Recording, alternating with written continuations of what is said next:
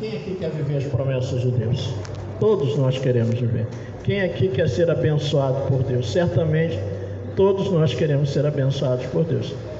Então Deus tem promessas para nós, né? Deus, uma promessa aqui que nós acabamos de ler aqui, da lei da semeadura. Aquele que semeia pouco, mas quem semeia é uma promessa. Se você semear bem, você vai colher bem. Então, eu entendo que existe, a partir da palavra de Deus, promessas que são universais para todas as pessoas, para todo o ser humano. A Bíblia diz que o sol nasce para o justo e para o injusto. A chuva vem para ambos, né? São princípios estabelecidos por Deus. Aquele que se humilha será exaltado, que se exalta será humilhado. E isso alcança todas as pessoas em todas as esferas. Por isso que eu tive até o cuidado ali, né, brincando com ele, para que a gente entenda isso. Então tem promessas que são universais. Agora tem promessas que são específicas para um contexto específico e para um povo específico. Tinha uma promessa para um povo lá, o povo de Deus separado, escolhido de Deus, para os judeus, os hebreus que saíram lá do Egito, e tinha promessa de uma terra, eles ocuparem uma terra separada para eles. E essa promessa inicialmente foi feita a um homem chamado Abraão, né? Tinha uma promessa que Deus havia separado uma terra para os descendentes dele, e que dele faria uma grande nação e pai de muitas nações, muitos filhos.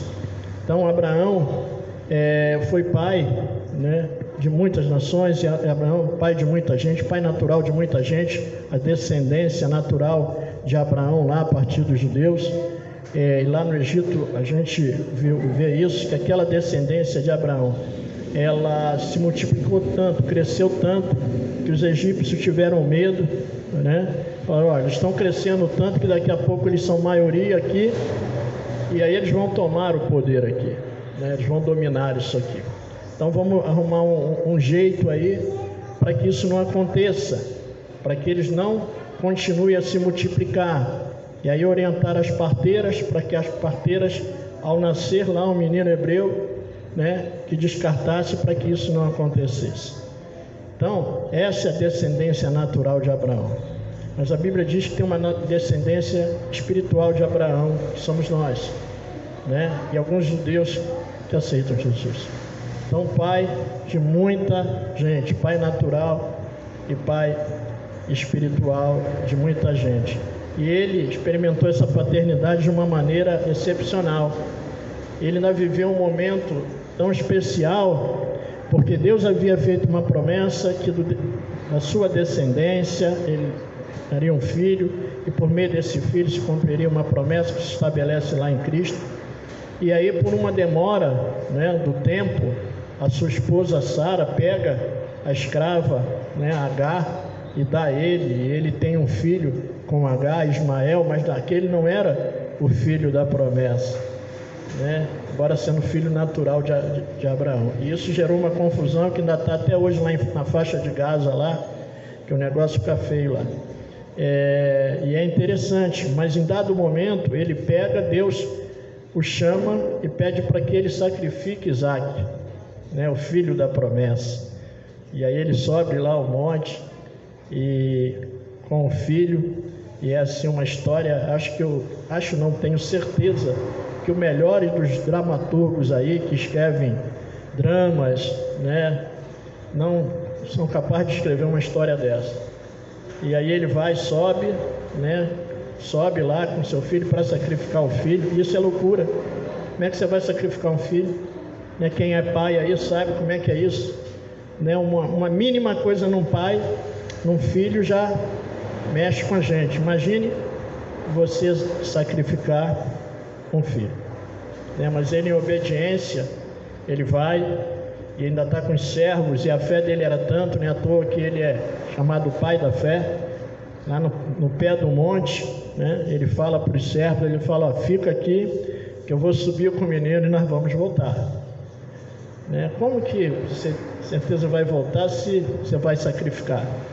E naquela subida, naquele caminho, o filho ainda pergunta a ele, pai, olha só, depois que chegar lá, aqui está a lenha, aqui está o cutelo para cortar, mas cadê o cordeiro, Pai?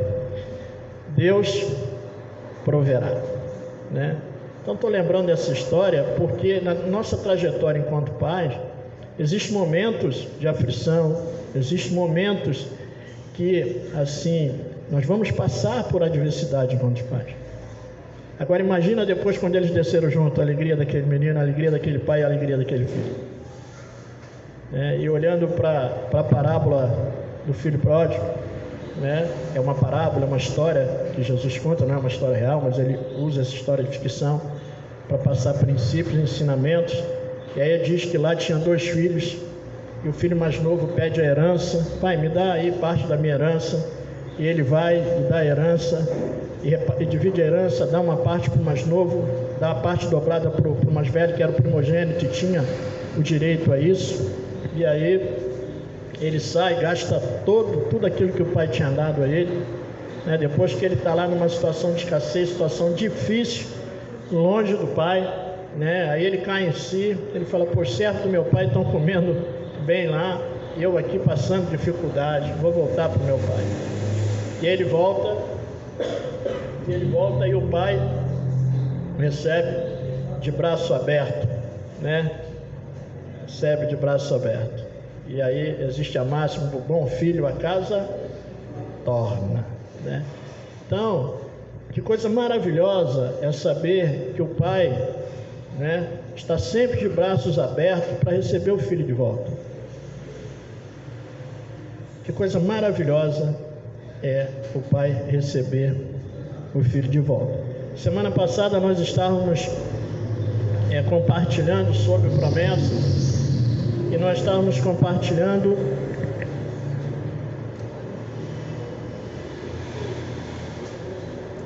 desculpa que eu estou com resfriado e eu tenho que alimentar, senão vai provocar tosse. E nós compartilhávamos sobre a importância da paternidade para vivermos as promessas de Deus. E aí destacamos a paternidade humana e a paternidade espiritual. Nós falamos disso aqui semana passada.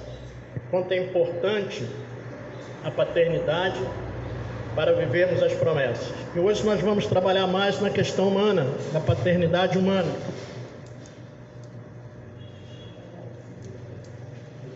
E a paternidade humana, ela pode ser biológica ou afetiva, né? E aí eu brinquei aqui, eu tenho minha filha biológica que está sentada aqui, mas tem as filhas afetivas aí, já chegaram aí, com filhas afetivas. É chamada filha do coração, né? Então hoje nós vamos ver um pouco sobre essa importância da paternidade, e nesse aspecto humano, mas também no aspecto de relação de pai e filho. Porque a primeira vez que é citada a paternidade na Bíblia é lá em Gênesis, depois que Deus cria o homem, cria a mulher, e aí ele estabelece ali o princípio do casamento, da união matrimonial. Ele diz: deixa o homem pai e mãe e une-se a sua mulher e seja uma só carne, ou seja, é para sair. Então ali fica caracterizado 2 figuras de condução da família: a figura do pai e da figura da mãe. E nós vemos que existe muitas situações que, na ausência de um, o outro tem que suprir essa carência. Muitos pais, né, criam as suas filhas sem a mãe e vai fazer a função dupla de pai e de mãe, que é chamado PAN, é a mistura de pai com mãe. Mas é mais comum o contrário, né? A mãe assumir a maternidade e a paternidade de forma dupla. Que bom que tem mães que fazem isso, que fizeram isso, e aquelas que ainda fazem, que Deus possa abençoar. Os homens que fazem isso também, que Deus possa abençoar. Mas o correto, necessário, é a figura dos dois. Por isso que eu estava brincando aqui, né, que da mesma forma que se dá todo o destaque, toda essa importância à celebração das mães, tem que ser dado aos pais. Se eu perguntar aos pais aqui, eles vão dizer que esse dia dos pais é mais importante que das mães. Eu não vou nesse caminho, Andressa, porque depois eu vou ter que pedir segurança ao Gênesis e ao David que estão lá, para me proteger na saída daqui, para eu não apanhar das mães aqui, entendeu, David? Então não posso ir nesse caminho, né? O contrário também é verdadeiro. Então ambos têm a sua importância. A celebração do Dia dos Pais, até onde eu fiz uma breve pesquisa, diz que surgiu lá nos Estados Unidos em 1909, mas estabeleceu em 1910, a partir de uma moça chamada Sonora Louise, que o pai dela tinha 6 filhos e o 6º filho, a mãe morreu no parto e ele ficou encarregado de cuidar dos 6. E ela estava numa igreja ouvindo um sermão em relação às mães, e aí ela foi conduzida a pedir para que se celebrasse também o Dia dos Pais. E aí isso aconteceu lá nos Estados Unidos. Eles começaram a comemorar, a celebrar o Dia dos Pais.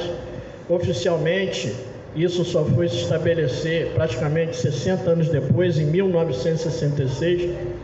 Um presidente chamado Nixon foi que estabeleceu, e em 75 é feriado oficial nos Estados Unidos, só que lá é no dia 19 de junho. Aqui é o 2º domingo de agosto. Aqui começou-se a celebrar em 1953. Foi a condução de um radialista que fez um concurso para escolher o pai mais idoso, né? O pai mais jovem e o pai que tinha mais filhos. E o pai que ganhou o concurso, como sendo o que tinha mais filhos, tinha 31 filhos. Né? Rogério, nessa, meu irmão, você perdia. Nosso irmão Rogério tem ali, ó, 6 lá, ó. É uma congregação à parte. Nessa você perdia. Mas vai que você é descendente dessa pessoa e a gente não sabe. Né? 31 filhos.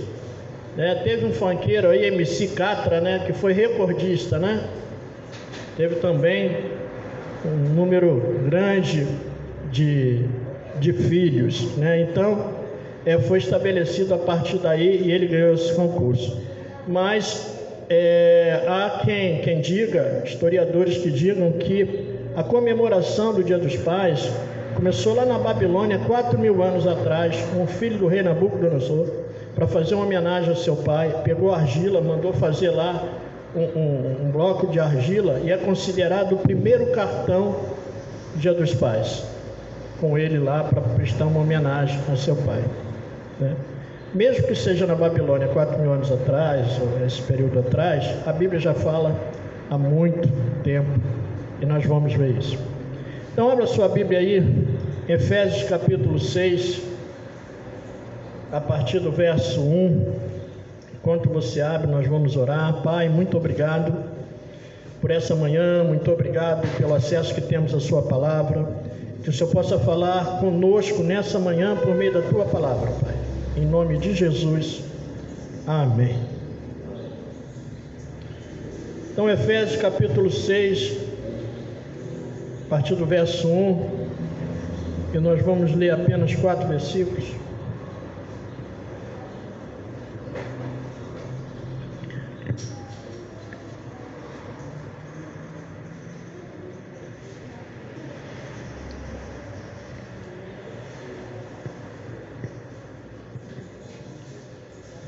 Amém? Achamos?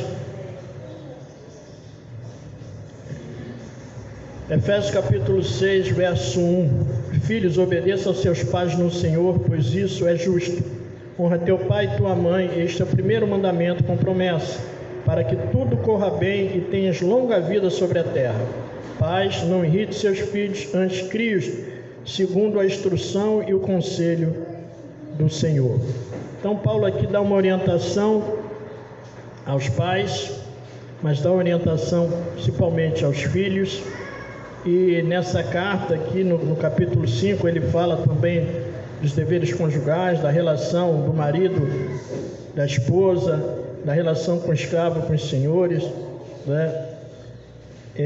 Então ele trata aqui desse tema de relacionamento.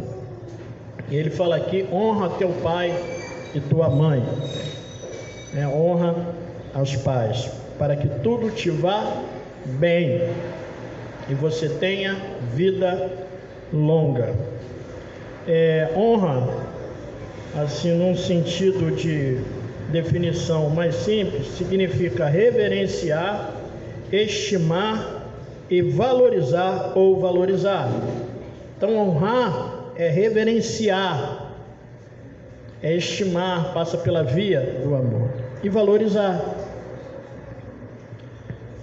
A questão da valorização, quando nós vamos valorizar os pais, normalmente isso se dá em dois momentos na vida do homem: ou quando ele perde o pai, e aí ele valoriza depois que ele perde, ou quando ele se torna pai, ou se torna mãe, aí que ele vai entender o valor. Aí ele vai, agora eu entendo por que que ele fazia determinadas coisas, por que que ele tinha determinadas atitudes, por que que ele não deixava eu fazer determinadas coisas, ou por que ele me conduzia para fazer uma determinada coisa. Então isso é natural, isso é próprio do ser humano. Isso não se dá só na esfera paterna e materna da perda, mas no sentido, em todos os sentidos da nossa vida. Nós valorizamos muito aquilo que deixamos de ter. Nós estamos em meio à pandemia. Agora a coisa está melhor. A coisa já avançou mais um pouco. Muitos de nós, ou a maioria talvez, já estão vacinados. Aqui está quase todos nós vacinados, mas mesmo assim nós ainda tomamos nossos cuidados. Mas houve um tempo, no início, eu lembro em março, que foi o nosso último culto aqui, depois nós só retornamos bem depois, nós deixamos de ter o acesso normalmente à rua. Nós ficamos restritos na nossa casa. Eu moro no bairro próximo aqui, que é uma rota aérea, e ali é todo dia avião ali, toda hora eles estão passando, o dia todo está passando avião ali. Na pandemia, não tinha voo, e um silêncio total.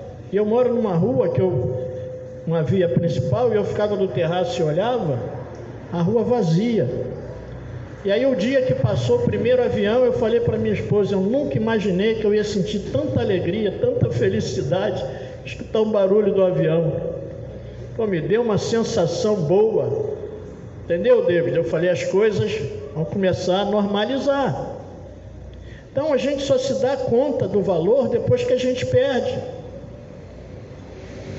Aí aquilo que você fazia com liberdade, um abraço, você está impedido de dar esse abraço.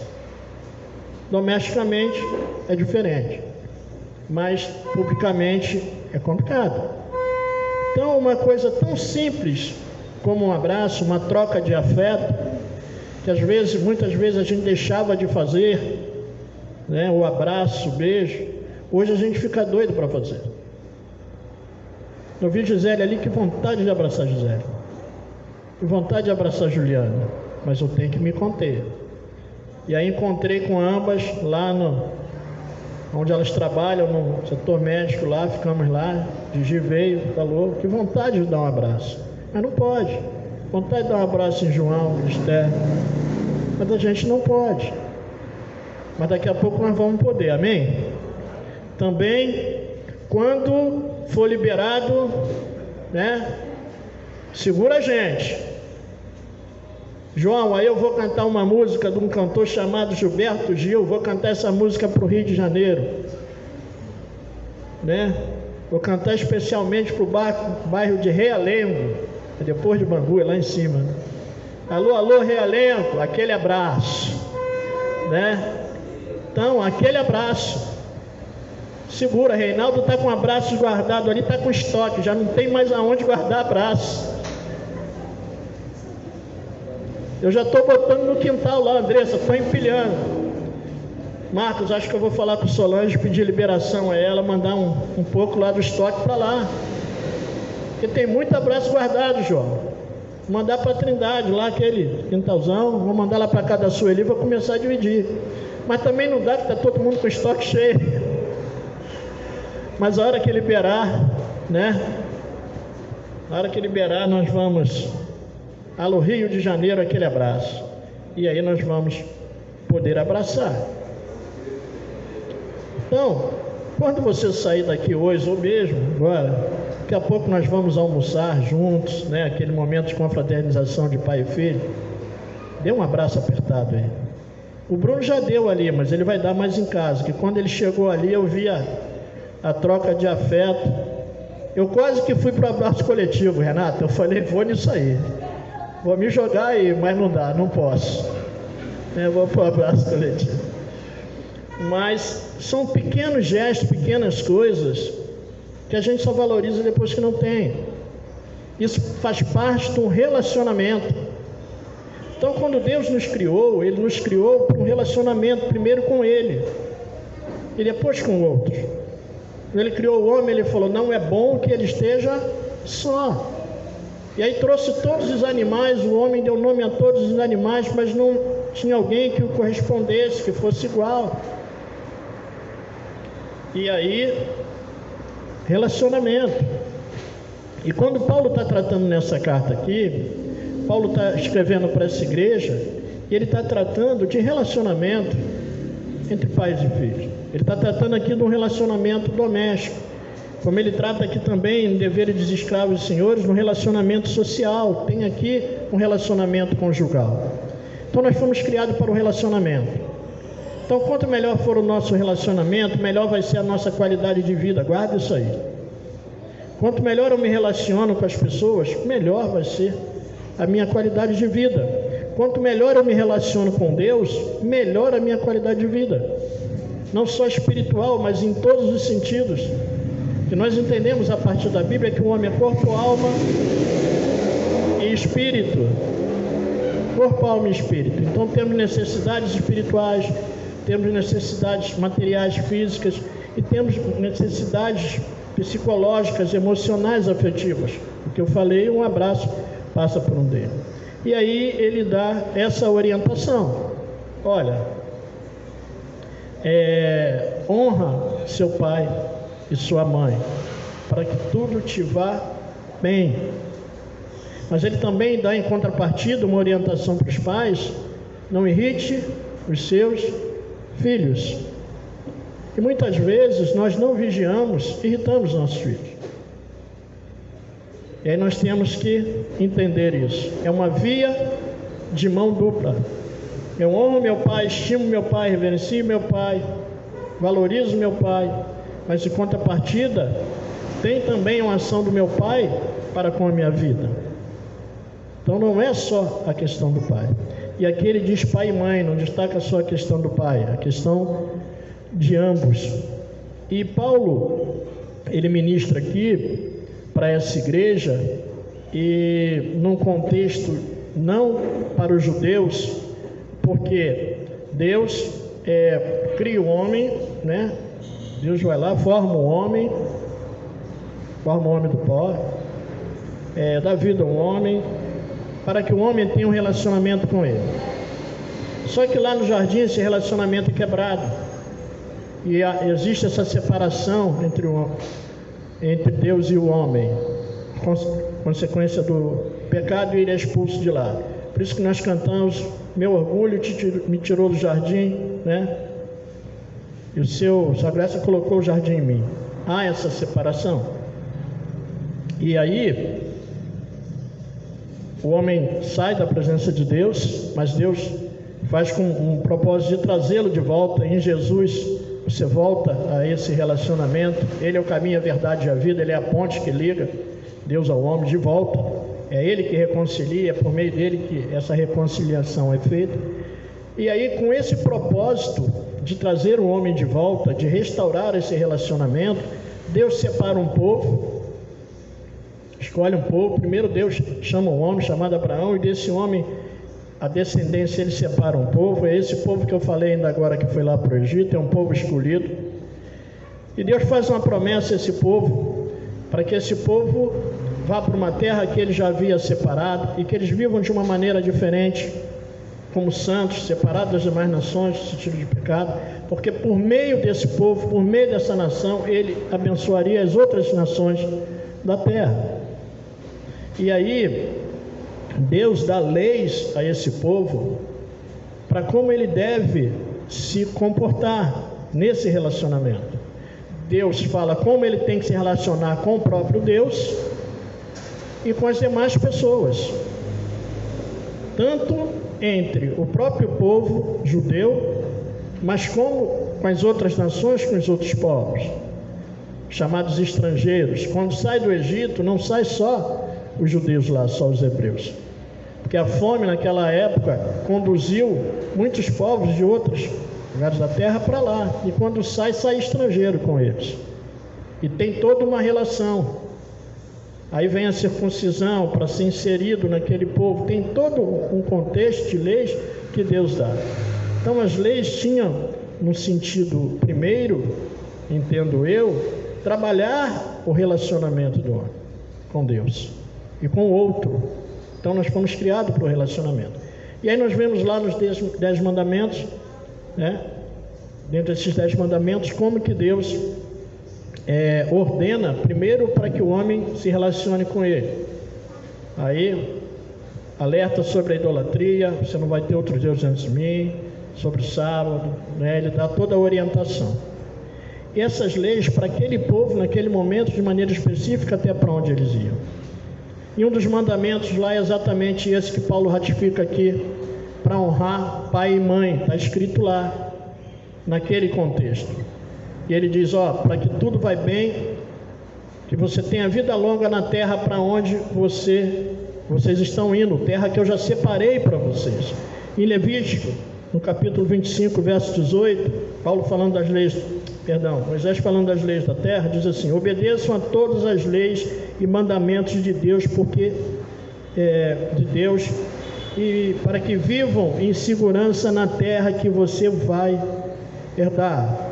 Obedeça a todas as leis e mandamentos de Deus para que vivam em segurança na terra que vai ser de vocês, ou seja, que vocês vão herdar, na terra para onde eu vou conduzir. Levítico 25, 18. E aí, se naquele contexto para aquele povo, essa orientação era para um povo específico, para uma terra específica, que era a terra prometida, que era Canaã, Paulo aqui está falando na terra no sentido global, não só ali, mas para toda a terra. E aí nós temos lá os judeus e os gentios, que somos nós somos judeus de naturalidade, né? Mas somos inseridos no povo de Deus, e Paulo, um judeu chamado para pregar ao não judeu. Então aqui é global. Se lá era aquela terra, para nós é no sentido universal, para toda a terra, porque ele salvaria pessoas de todas as nações. E é muito interessante, porque essa orientação de honrar é séria. E o título da nossa mensagem hoje é: quem honra os pais vive promessas. Guarda aí, quem honra os pais vive promessas. E olhando aqui, nós vemos que Deus dá as leis a Moisés, e dentre essas o relacionamento, né, de pai com filho, para que a vida tenha uma vida longa e se viva bem. Então, se honrar traz bênção, desonrar traz maldição. Repetindo, se honrar traz bênçãos, desonrar traz maldição. Vamos ver o que diz lá Deuteronômio, no capítulo 27, com relação a isso.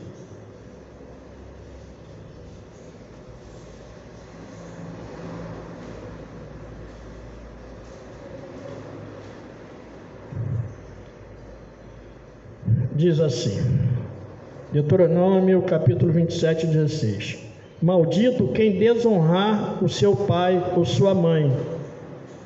Deuteronômio 27, 16: maldito quem desonrar seu pai e sua mãe. No 20 diz assim: maldito quem se deitar com a mulher de seu pai, desonrando a cama do seu pai. E aí Desonrar a cama do pai não é sentido aqui, e a gente vai ver quem fez isso, não é deitar com a mãe, é deitar com a mulher do pai. E naquela época se tinha mais de uma mulher, você tinha as concubinas, e nós vamos ver aqui, até no caso de, como eu falei, de Sara, ela deu Agar, né?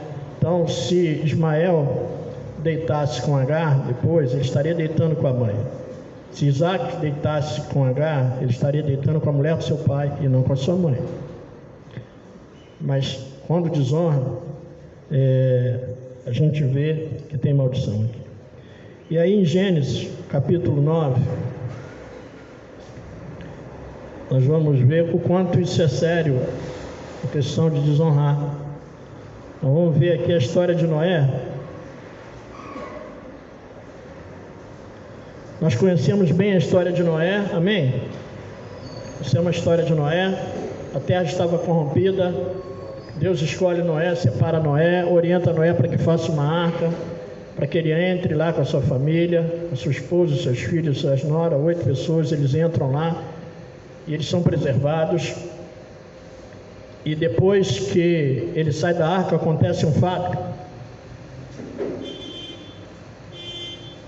Acontece um fato muito triste. Gênesis capítulo 9, verso 18 diz assim: os filhos de Noé que saíram da arca foram Sem, Cã e Jafé. Cã é pai de Canaã. Esses foram os 3 filhos de Noé. A partir deles toda a terra foi povoada. Noé, que era agricultor, foi o primeiro a plantar uma vinha, bebeu do vinho, embriagou-se e ficou nu dentro de sua tenda. Cã, pai de Canaã, viu a nudez do pai e foi contar aos 2 irmãos que estavam do lado de fora. Mas Sem e Jafé pegaram a capa, levantaram-a sobre os ombros e, andando de costa para não verem a nudez do pai, cobriram-no. Quando Noé acordou do efeito do vinho e descobriu que o seu filho caçula lhe havia feito, disse: maldito seja Canaã, escravo de escravos, será para seus irmãos. Disse ainda: bendito seja o Senhor Deus de Sem, e seja Canaã seu escravo. Amplie Deus o território de Jafé, habite ele nas tendas de Sem, e seja Canaã seu escravo. Noé não vigiou. Noé plantou uma vinha, era agricultor, fez um vinho, se excedeu, se despiu lá na sua tenda, né, e o filho entrou e viu a nudez do pai. E aí ele desonra esse pai. Ele vem cá fora e fala com os irmãos e expõe a nudez do pai. E aqui diz que, como consequência, a descendência dele foi amaldiçoada. Ele foi amaldiçoado, mas seus irmãos foram abençoados. Então, a honra traz bênção, a desonra, maldição. Então, você quer ser abençoado? Honra. Você quer ser abençoado? Honra. Vamos ver aqui em Gênesis, nesse mesmo livro, já falando agora da história de José e os filhos de Jacó, e nós conhecemos também, já compartilhamos bastante aqui sobre a história de José. Falamos diversas vezes aqui, falando de promessa, falamos de José. Todos conhecemos a história de José, amém? Todos conhecemos a história de José. José é um menino lá que era estimado pelo pai. O pai fez uma roupa bonita para ele, uma túnica bonita, e José tinha uns sonhos, e isso suscitou inveja dos seus irmãos, e eles venderam José. Eles primeiro jogaram José no poço, depois venderam José como escravo, e José foi vendido à casa de um homem chamado Potifar, e aí a gente conhece toda a história, até ele ser colocado como governador do Egito. E depois que ele é colocado como governador do Egito, tem a história que ele se dá a conhecer aos irmãos, né? Ele já tinha perdoado os irmãos, se dá a conhecer os seus irmãos. E é interessante que quando ele se dá a conhecer, a primeira coisa que ele pergunta aos irmãos é pelo pai. Ele fala: vive meu pai? Né? Era a referência maior dele, o pai dele. Ele falou: não, ele está vivo.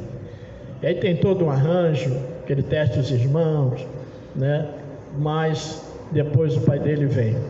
E quando o pai dele vem para o Egito, e o faraó fala para José, ó, traz todo mundo, escolhe a melhor terra aí para o seu pai, coloca na melhor terra. E ele honra Jacó. Ele honra seu pai. E a coisa é tão séria que o faraó faz questão de pessoalmente conhecer Jacó. E quando ele chega com Jacó, diante de Jacó, Jacó o abençoa. Ele era o faraó, ele era aquele que tinha um governo, era o soberano ali. Ele podia abençoar como ele abençoou José e colocou José como governador, mas na realidade quem colocou foi o Senhor. Mas tinha sobre Jacó uma bênção especial, que era a bênção de Deus. E aí ele abençoa a vida dele. E me chama a atenção, no outro contexto, a história de Davi e de Golias. Também já compartilhamos aqui, que quando Davizinho pequenininho, né, parte de encontro a Golias, e estando diante de David, Deus sentiu hoje o que Davi sentiu, um pouco, Gisele, do que Davi sentiu. Falei, ainda bem que ele é dos nossos. Amém, né? E aí, quando ele parte para enfrentar Golias, Saul pergunta ao comandante lá, de quem mesmo é filho esse menino? Ele falou, é de Jessé, né? E ali tinha uma promessa, porque quem derrotasse o gigante, a família ia ser isenta de impostos, né? Aí o doutor David sabe bem como é que funcionam as leis, né, de impostos e tal, é o nosso jurista de plantão, né? Então, hoje nós temos aqui jurista de plantão, nós temos todos os profissionais conosco aqui. E aí, ia isentar a família de impostos, ia acumular de riqueza, ainda havia uma parte boa aí, né? Dar a filha como esposa, ia ser genro do rei.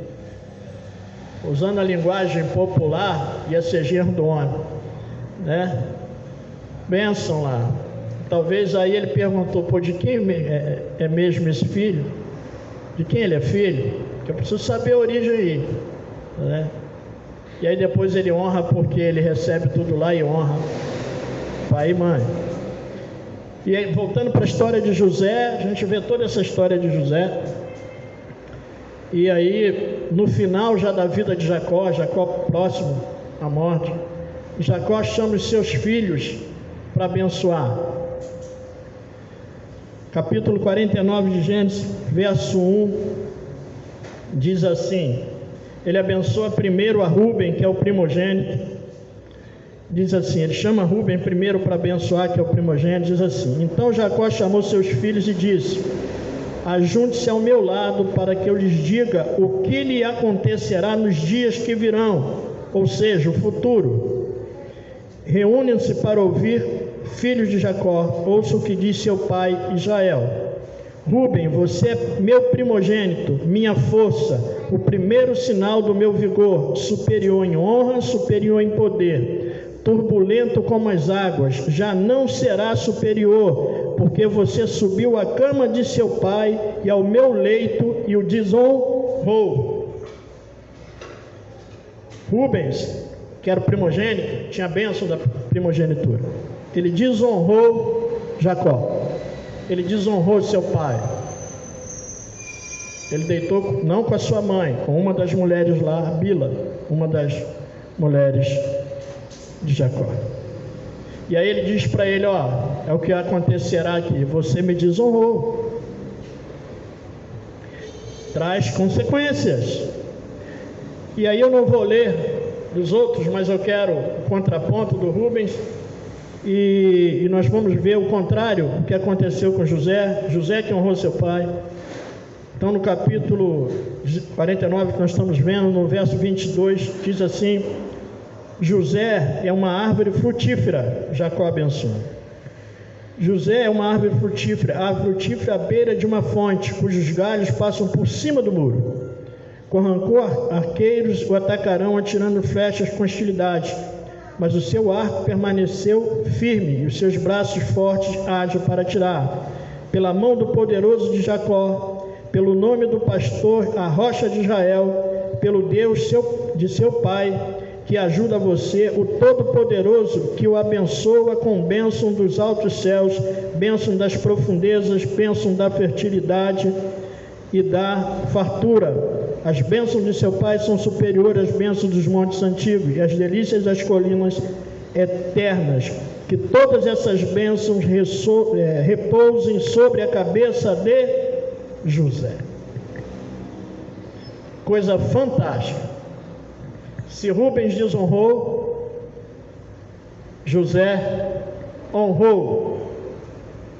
E aí fica muito claro isso aqui para nós.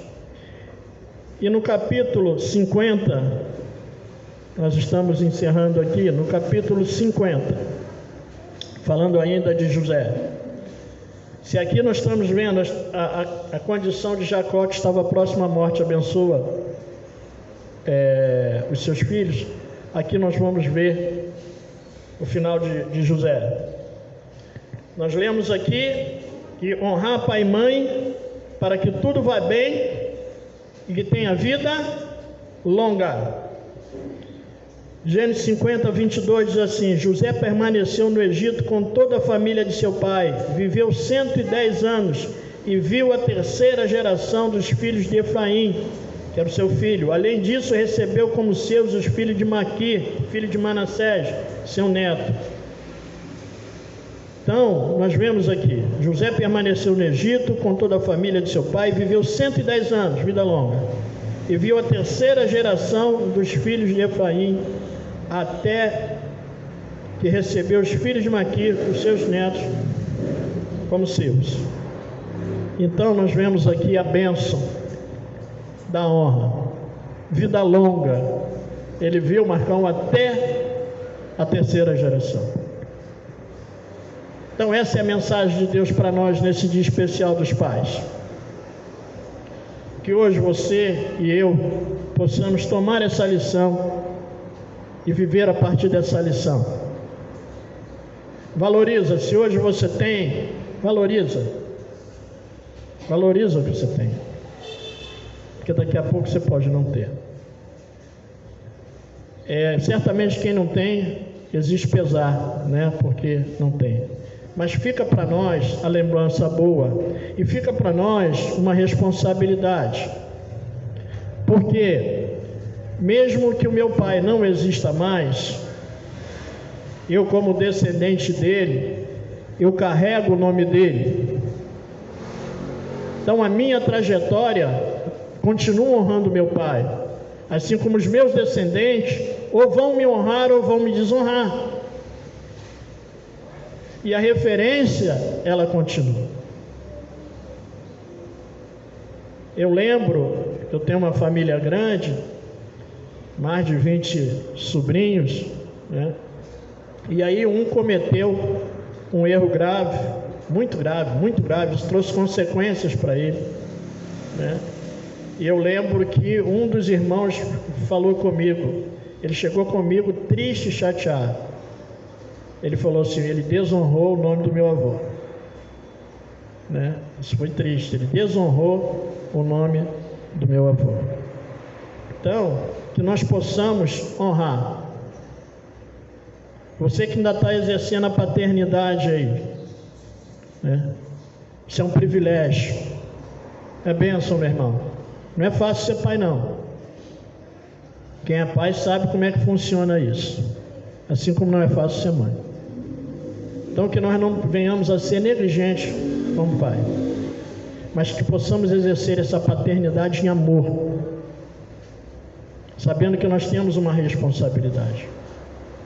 Eu ouvi de uma avó essa semana agora, né, na sua relação com o neto, e muito afetiva essa relação, e ela falando que a importância da formação, o deslumbre que ela está, a alegria que ela está, o encantamento que ela está em poder participar da formação de um ser humano, da formação de uma pessoa. Isso é um privilégio, querido. Você poder participar da formação do outro, isso é especial. Isso é especial.